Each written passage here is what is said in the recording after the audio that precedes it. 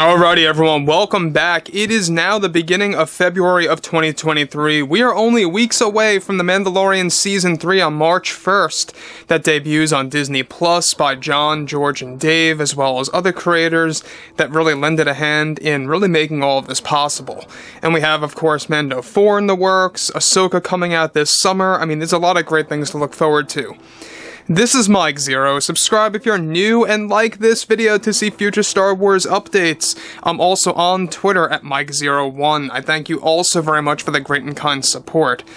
Now, given that Kathleen Kennedy's projects Skeleton Crew and Acolyte are really not all that anticipated by the John and Dave fans like myself and a lot of you guys out there, but we also have a lot of things happening between Bob Iger and, of course, the Disney board shakeup, and really trying to regulate things moving forward. Now, given that we have a lot of things to look forward to, John, George, and Dave are really settling things out. One thing, however, that may be a little bit controversial to some fans is exactly what Disney is actually moving ahead with right now that involves a reset/retcon of the Prequel Trilogy movies using an up-and-coming show dubbed Circle of the Wills. Now, we've talked about Circle of the Wills before.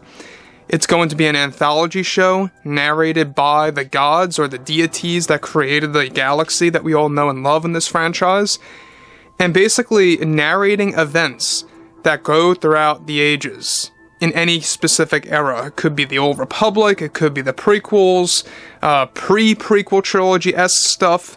It's going to be a lot of different points in time. One of these specific episodes, however, has to do with a major retcon, or retcons, that's going to essentially reset the canon, especially in Revenge of the Sith and The Phantom Menace. Let's tap right into it. Now, with that being said and all, this is something that George Lucas did approve, so just keep your mind open with that. However, with Disney attempting to make many changes for the future of Star Wars and its direction, one of the big plans that has been created by Disney CEO Bob Iger and approved by George Lucas is set to involve resetting the Prequel Trilogy lore and canon in a very significant way that is going to be fully explained in the upcoming series dubbed Circle of the Wills, that will be led by John and Dave. Now, it's noted that the upcoming canon of the prequels will be retold in various ways for one of the episodes for Circle of the Wills that is an anthology show.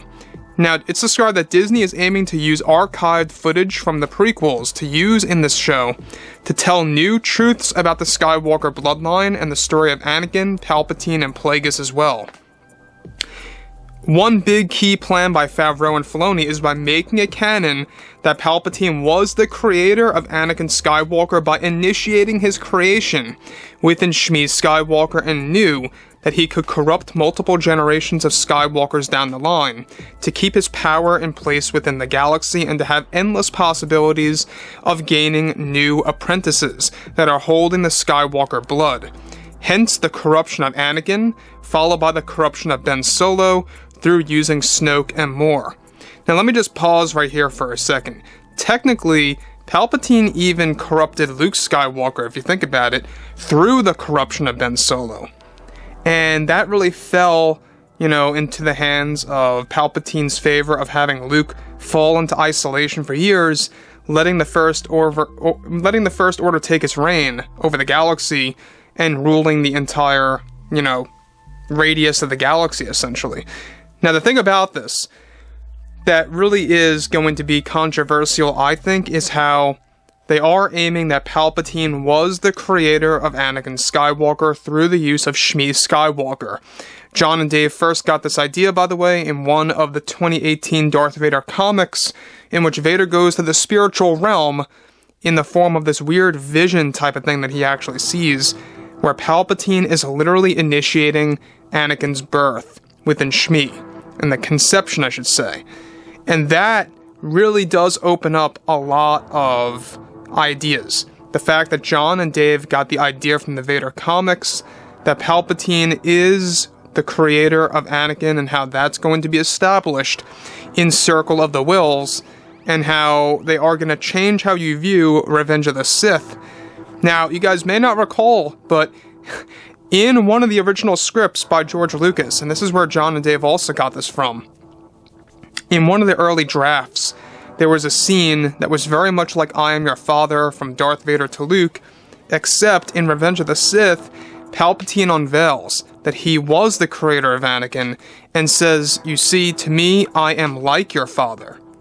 Now, this was completely disregarded almost immediately by George. It was wiped off out of the script, but it was going to be basically Palpatine saying, "You see, I am like your father," or something around those lines, demonstrating that he himself created Anakin, and that's why he had no father. Telling him the truth of why he had no father is basically what the big twist was supposed to be in Revenge of the Sith. Instead, alright, if you look at Revenge of the Sith real closely, we don't really have, like, a twist on the same exact status of the I Am Your Father moment, and that was George's first attempt at doing something like that, but then later realized it was too much of a carbon copy and just ditched it. So John and Dave kind of got that idea also from this, and they are implanting it into Circle of the Wills. Moving on. Now, additionally, they are also about to make a canon that Plagueis also played a large role during the events of the prequels and even helped Palpatine turn Anakin to the dark side of the Force.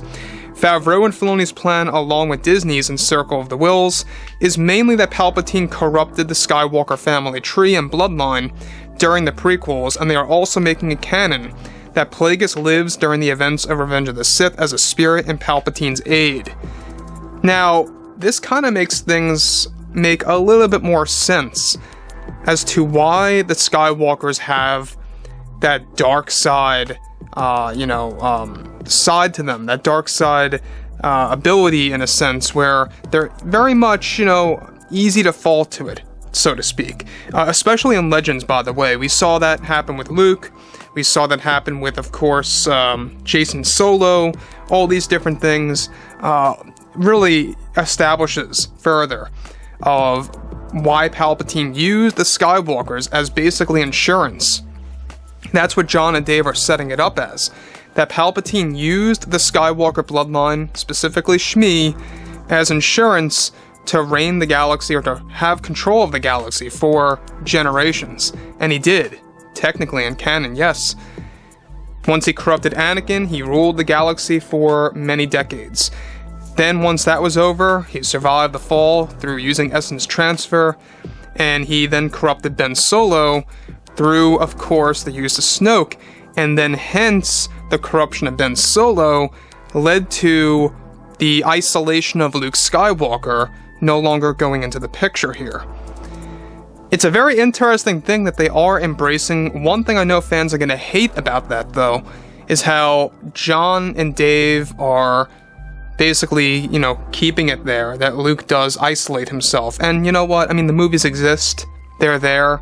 There's not much that John and Dave can do. It's not like they can just wipe out the movie just like that, as if it never existed. Unless they did something with the WBW, and to that extreme, they would never go.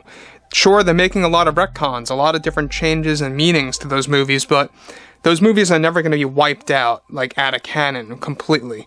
So anyways, drop a comment below, guys. Let me know what you guys have to say about all this below in the comments, and if you guys did enjoy the content for today, make sure to drop a thumbs up on this video to support the channel. I thank you all so very much for the kind support, and I'll catch you guys next time.